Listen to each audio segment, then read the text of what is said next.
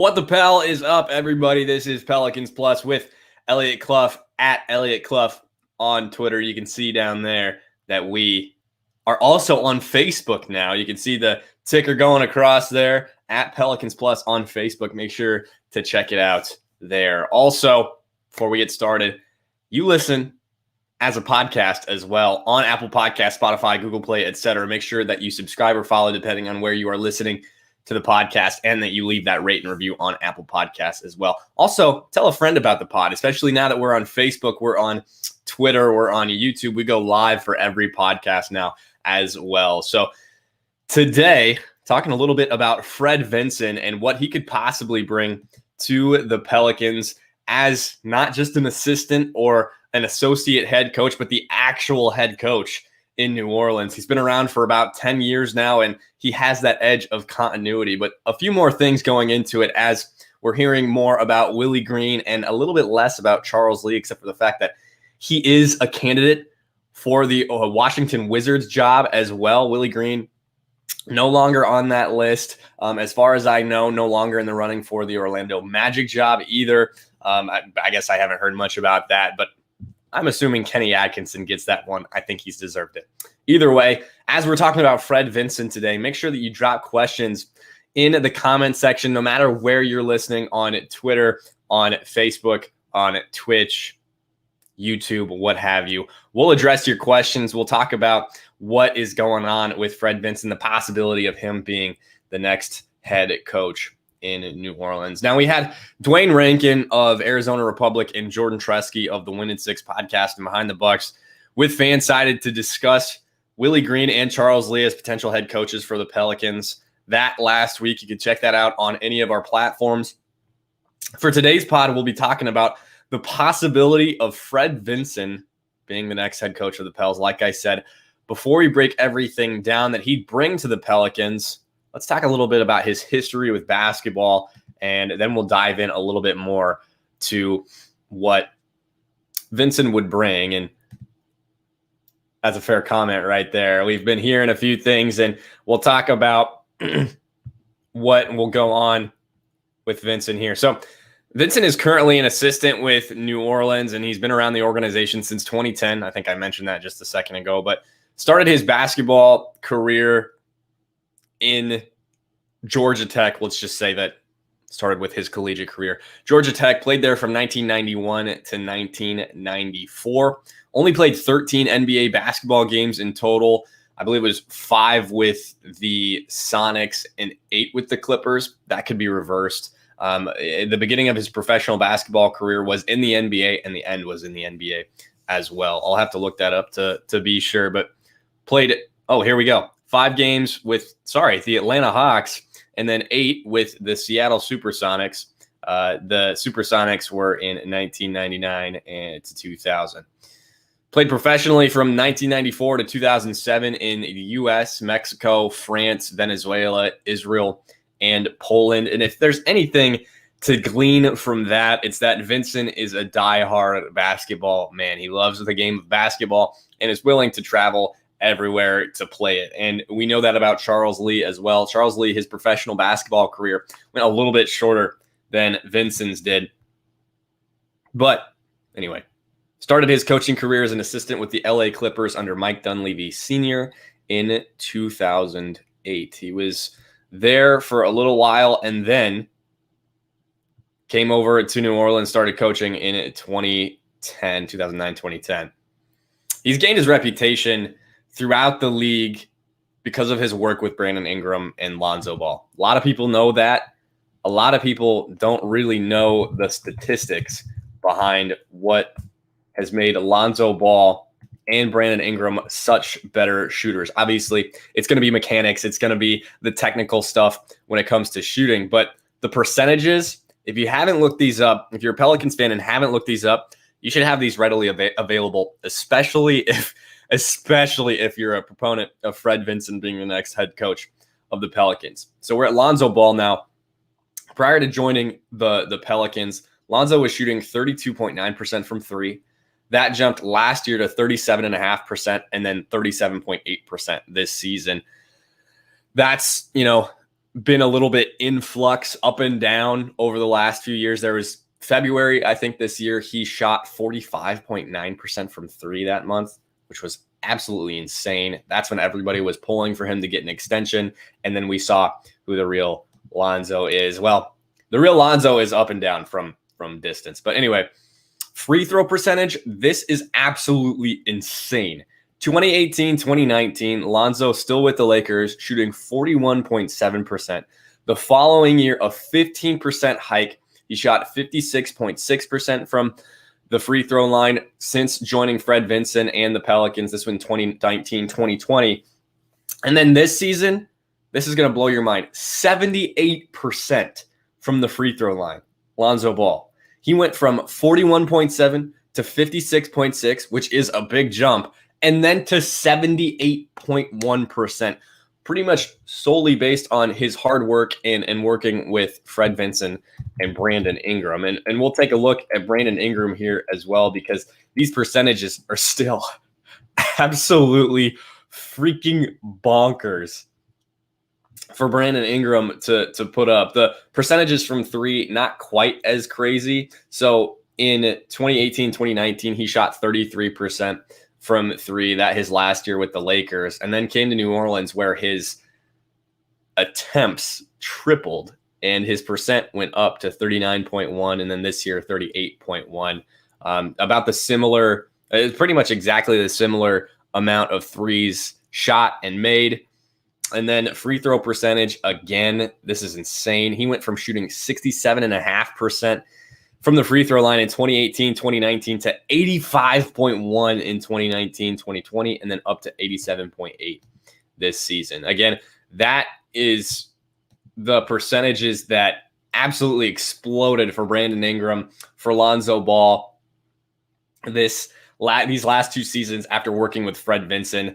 Massive, massive jump after transitioning from working with the Lakers and their staff. So a big reason for the love for Fred Vinson throughout New Orleans, other than the fact that he's been around the longest on this coaching staff and stuck around no matter who was leading the way for the Pelicans. And for that reason, he's been referred to as Shooting Jesus, which is awesome. Not Jesus Shuttlesworth, Shooting Jesus. And I also mentioned him in an article earlier this year talking about Najee Marshall, and we've seen his development this season.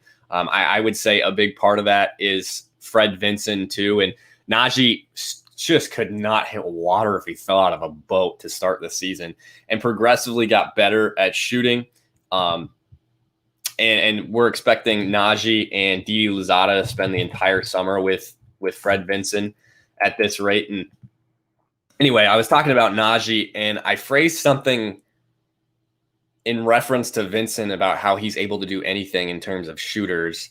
And I wrote it with Fred Vinson, all things are possible, and then phrased it NOLA basketball 4:13, like Philippians 4:13, because with God, all things are possible. Whatever. Whenever we talk about a draft pick coming to New Orleans, if they can't shoot, if that's a concern, if the mechanics are whack, it's, well, we have Fred Vinson. Anything can happen.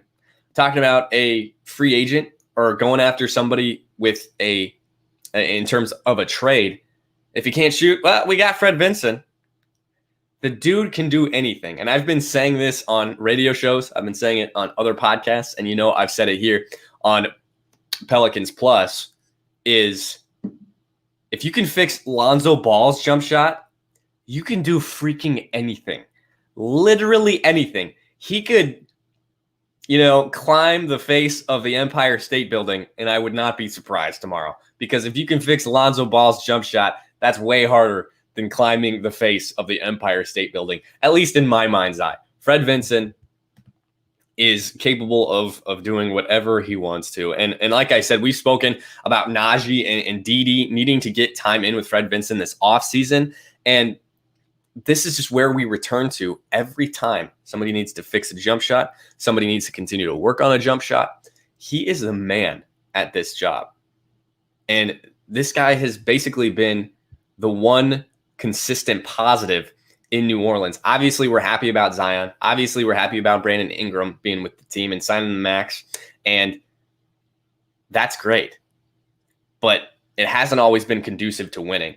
And having Fred Vinson on staff has been like, they got that right. Pelicans got that right. And he's been great. He's great in terms of relating to players, as far as I know. If you haven't heard Vinson speak or seen him talk with players, what have you, I would recommend going to YouTube and just typing in Fred Vinson Pelicans. There's a segment that Jen Hale did on Vinson and Ingram, if I'm remembering correctly, where Ingram talks about how much he loves Vinson.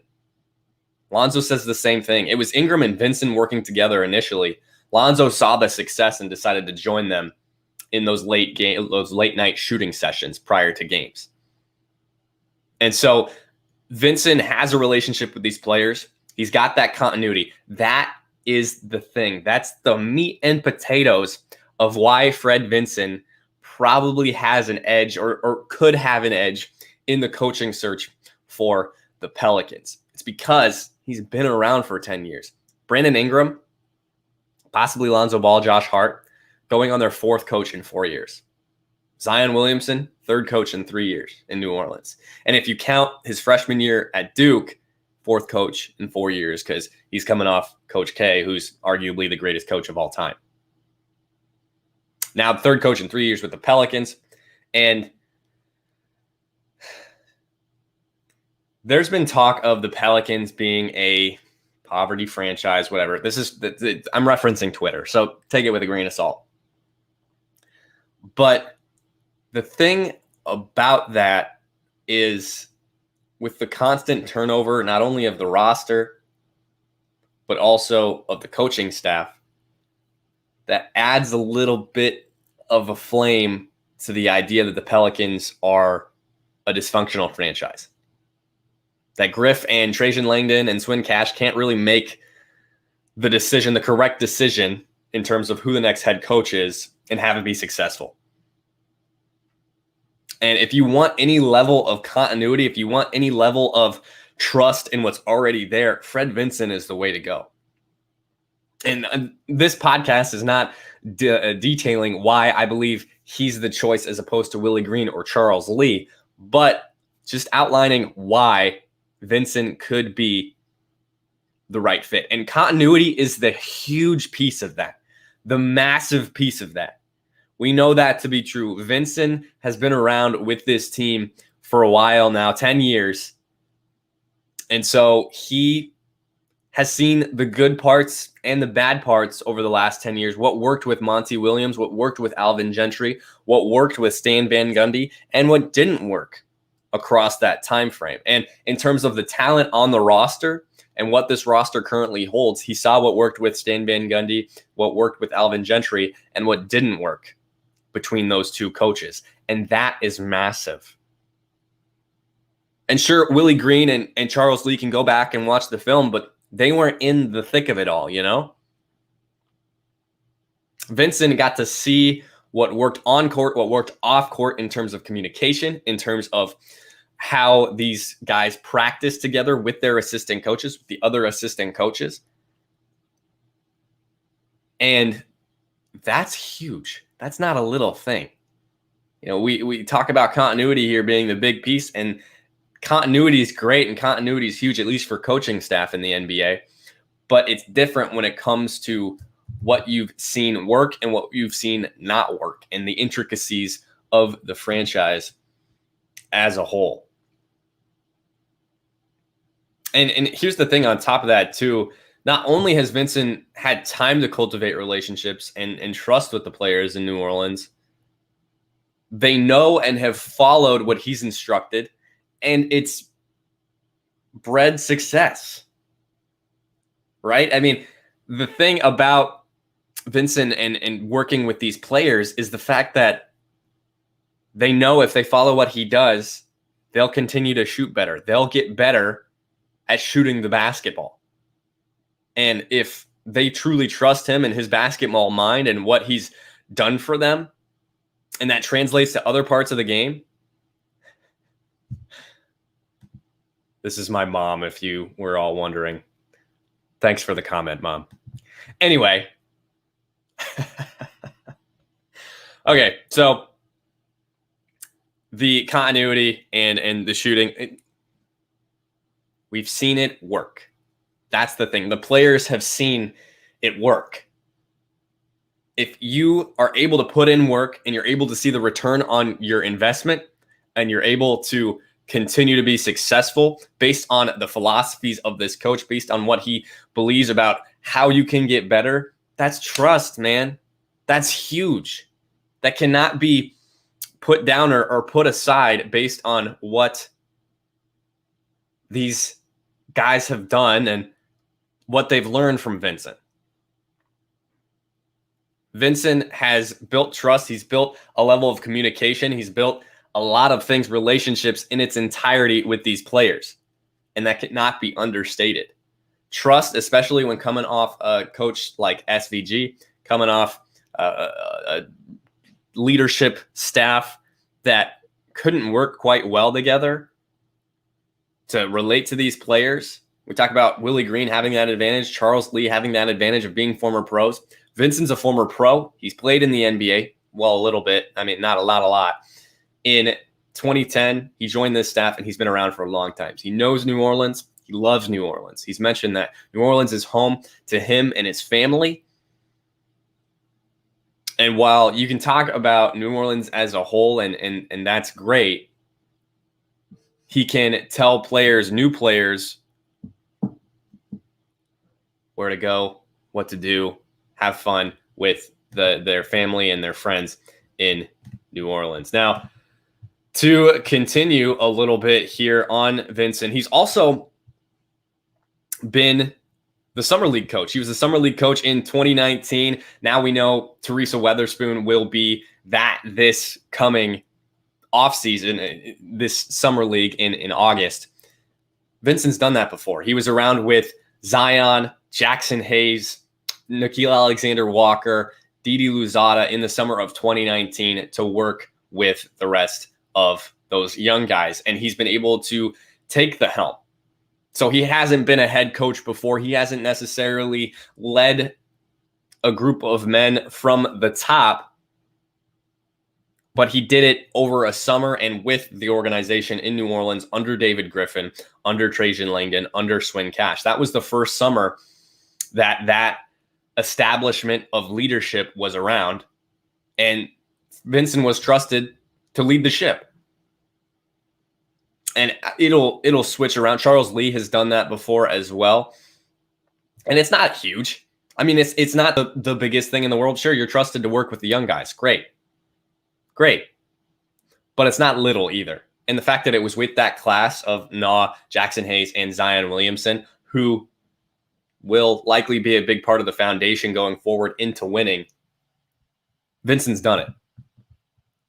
He knows what to do with these young guys. He's helped develop them, and he's helped them progress in a big way. And I'll reiterate it here. Because of the amount of time he spent in New Orleans, and I just hammered it home, so I won't belabor the point. He's been around, man. He's been around. He knows the ins and outs of the city. He knows the ins and outs of the roster. He knows the ins and outs of the front office. He knows David Griffin. He knows Trajan Langdon. And more importantly, he knows Brandon Ingram. He knows Lonzo Ball, assuming Lonzo's brought back, which is a pretty big assumption at this rate. He knows Zion Williamson. And the players have constantly spoken highly of him. That is not little. That is not little at all. And Vincent is a fan favorite too. We have to talk about that as well. This is a piece where Pelicans fans, it's divided, right? I'll look at the poll here quickly in regards to who Pelicans fans want to be the next head coach of the Pelicans, because I tweeted this out. If you had your choice between the three candidates to be the next head coach of the Pelicans, it's between Willie Green, Fred Vinson, and Charles Lee. And 175 people voted. 44.6% were for Willie Green, 30.9% were for Charles Lee, and 24.6% were for Vinson. Now, personally, I'll tell you this. I'm a big fan of Green, especially after speaking with Dwayne Rankin just a while ago on the podcast. He really convinced me Green was a great choice. And then Vinson's my second choice. I like Lee. I think he would bring some great things, but I would be happy with Green. I would be happy with Vinson. And I think a lot of people are either, based on that poll at least, Green, Lee as their top choice for being outside of the franchise, and then Vinson number 2. And I think that's justified because Green and Lee have a lot of things that they can bring to the table. Obviously, we've talked about that already. Former players, young, can relate to these guys, whatever. But Fred Vinson has been around for a long time, and he's so damn good at what he does. He's beloved by the leadership, by the players, by the city, and he's earned the right to at least be considered. We talked about Teaspoon big time initially. Griff kind of shot that down. It hasn't really been a conversation for a while. I'd still be a fan of Teaspoon, and I'd be a huge fan of Vincent. It would have my full support. I'd like to think that the fan base as a whole would say, we hired a guy internally, that's great, and it's a lot less turnover, etc. With that said, the one thing that does make me pretty nervous, and again, this is something I've said before, is Vincent is so damn good at what he does. He's so damn good at being the shooting coach or the role that he's in with the Pelicans, an assistant coach. That doesn't necessarily mean it's going to translate to him being a good head coach. We've seen this in politics and sports and just regular careers where, damn, that guy's good at XYZ. He must be good at this as well in terms of making a career jump. But we don't take into consideration the amount of extra leadership, the amount of extra work, the amount of managing personalities that promotions entail. And I'm not saying Fred Vinson would be bad at that. I'm not saying Fred Vinson couldn't do it. But what I am saying is just because he's great at what he does right now doesn't necessarily mean it'll translate to him being a great head coach. He's got the experience. He knows New Orleans. He's loved by the players. He's loved by the city.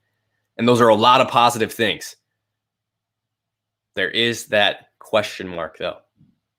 We'll see who it turns out to be. Today, also Zion Williamson's birthday, so what a better birthday present for him than to get a head coach finally that will hopefully be sticking around for a while now. If you want a comparison between Vinson, Lee, and Green, you can listen to this podcast and the previous podcast with Dwayne Rankin and Jordan Tresky, who talked a little bit about Lee and Green as well. If you missed any part of today's show, you can check it out tomorrow. I'll post it at midnight, and you'll be able to listen to the entirety of the podcast. Folks, once again, I am Elliot Clough at Elliot Clough. Go check out all of our platforms now. We're on Facebook, YouTube, Twitter, Twitch in terms of live streams. Obviously, you can follow me on Twitter and on Facebook. You can see the links down in the ticker. Also, if you listen to the show on Spotify, Google Play, Apple Podcasts, etc., leave that rate and review, subscribe, follow, etc. You know what to do. And lastly, go check out bootcrewmedia.com. Tons of great content over there in terms of sports, pop culture, what have you.